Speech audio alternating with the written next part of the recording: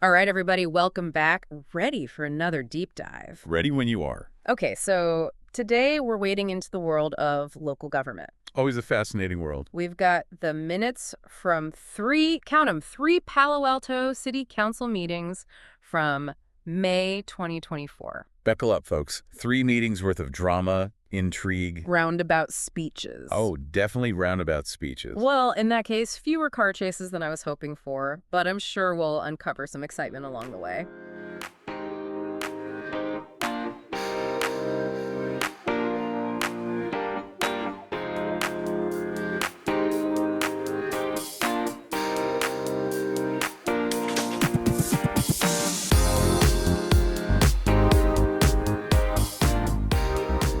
The big question we're always trying to answer is, what do these meetings tell us about what's really going on in a city? Right. What are the priorities, the anxieties, the undercurrents that are driving the conversation? And to get to that, we got to set the scene a bit. Okay, so what's the overall vibe of these meetings? Well, if you're picturing a bunch of folks sitting around a table, politely sipping tea, and agreeing on everything. Sounds lovely, but unlikely. Yeah, not quite. The minutes themselves are pretty, official sounding. But even so, you can sense a certain tension. Like, remember that unity statement from Mayor Stone? Oh yeah, the one where he basically pleads with everyone to just get along. Exactly. That's usually a sign that things aren't exactly peachy behind the scenes. So what's got everyone's knickers in a twist? It's a mix of things. You've got the anxieties around the Israel-Palestine conflict spilling over into these meetings. Right, because even in a place like Palo Alto, global events don't just stay on the sidelines. Absolutely. And then you've got the ever-present worries about anti-Semitism, the environment. It's like this undercurrent of unease running through everything. So it's not just local politics, it's like local politics in the age of global anxiety. Perfectly put. And it's important to keep that in mind as we unpack these minutes, because it colors everything. Noted. Now, for our listeners who've never had the pleasure of attending a Palo Alto City Council meeting, what are we dealing with here? Well, picture your classic city council setup. You've got the 7 council members, each representing a different district. Are elected officials the ones making the big decisions? Right.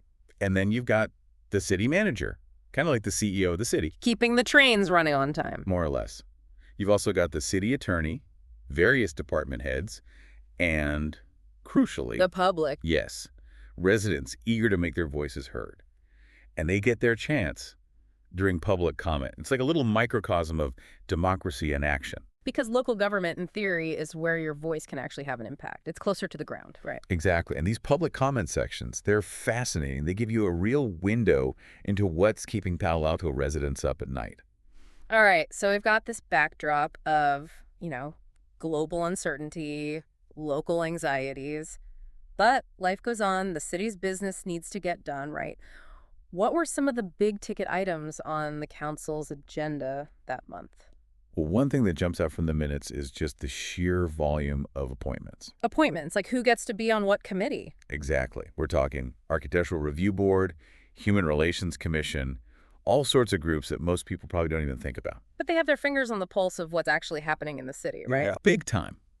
These commissions, they have a surprising amount of say in what gets built, how public spaces are designed, even how the city promotes things like diversity and inclusion. It's like the behind-the-scenes work of shaping a city's identity. Fascinating.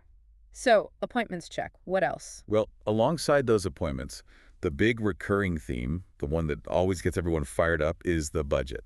Ah, yes, the budget. Every city council's favorite high-wire act. Especially in a place like Palo Alto, right? Because you've got these competing pressures on the one hand, concerns about potential deficits. On the other hand, demands for more spending on things like affordable housing, support for unhoused residents. Tough choices. It's like trying to balance a checkbook with everyone in town looking over your shoulder and offering opinions. So what were some of the big sticking points in these May meetings? Well, one example that really highlights this tension is Councilmember Tanaka's repeated emphasis on fiscal responsibility. Oh, I've heard that name. He's the one who's always sounding the alarm about spending, right? That's the one. The minutes mention him pushing back against several proposed expenditures, even questioning the need for additional staff in certain departments. Even in departments dealing with essential services. Even then. He even suggested maybe they should look into lowering salaries for employees who work from home. Wow, okay, so he's really drawing a line in the sand there. He's definitely not afraid to ruffle some feathers. Eh. But the interesting thing is, it's not like he's a lone voice in the wilderness. You can sense this undercurrent of fiscal conservatism in other council members' comments too, especially when it comes to big-ticket items. So it's not necessarily about, like, we need less money for paper clips, it's more about a fundamental philosophy towards spending. Exactly. And this philosophy, it plays out in how they approach things like the local advanced water purification system, Hmm. that big project to make the city less reliant on outside water sources. Right, which seems pretty crucial these days, with climate change making droughts more common and all. Exactly. But even for a project that essential, the price tag is, well, let's just say it's not insignificant. And while most council members seem to agree it's a worthy investment, you can tell they're relieved that a good chunk of the funding is coming from outside sources. Ah, yes, the magical money tree of state and federal grants. Makes those tough decisions a little easier. So, water purification check. Anything else that got people riled up? Oh, most definitely. Remember that ongoing saga of the 800 San Antonio Road redevelopment project? That one's still dragging on, and it's causing all sorts of drama. Remind me, what's the deal with that one again? So the basic idea is to demolish an existing building and put up a mixed-use development with housing, shops, that sort of thing. The goal is to address the housing shortage, which, as you can imagine, is a pretty big deal in Palo Alto. Right, because even tech millionaires need a place to rest their heads at night. Exactly. But here's the catch. Even in a city desperate for housing, residents can get very, shall we say, particular about development projects. And the minutes from these meetings, well, let's just say they're full of concerns, worries about traffic, shadows, the impact on the character of the neighborhood. It's the classic NMB dilemma, not in my backyard. And Even if it means the backyard next door is overflowing. the council is stuck in the middle, trying to balance these competing interests. But even with all the local drama, remember that undercurrent of global anxiety we talked about earlier? Well, that really bubbles to the surface when the topic of the Israel-Palestine conflict comes up. Ah, yes, because you can't escape the headlines, even in a city council meeting. And it gets pretty heated, too, with residents sharing personal stories, expressing fears about rising anti-Semitism. It's a reminder that local politics can sometimes feel very global indeed. So how did the council respond to this outpouring of, well, everything? That, my friend, is where things get very interesting. So we've got residents pouring their hearts out about a conflict happening thousands of miles away, anxieties about global trends hitting close to home. How does a city council even begin to handle that kind of emotional intensity? It's tricky, right? Because on the one hand, you've got the council members who feel this responsibility to speak out against injustice wherever it's happening. Because saying nothing can sometimes feel like taking sides. Exactly. And you can sense that moral conviction in some of the public comments, this idea that silence equals complicity. But then, on the other side of the table, you've got council members urging caution. Like, hey, let's stick to what we can actually control. Potholes, permits, that sort of thing. Right. Because wading into international conflicts can start to feel like overreach, and it risks alienating parts of the community. It's the classic stay in your lane versus speak truth to power dilemma. So which way did the Palo Alto Council lean on this one? Well, in this particular case, no specific action was taken. But this debate about the council's role, how far their reach should be, well, it kind of tees up our next big topic.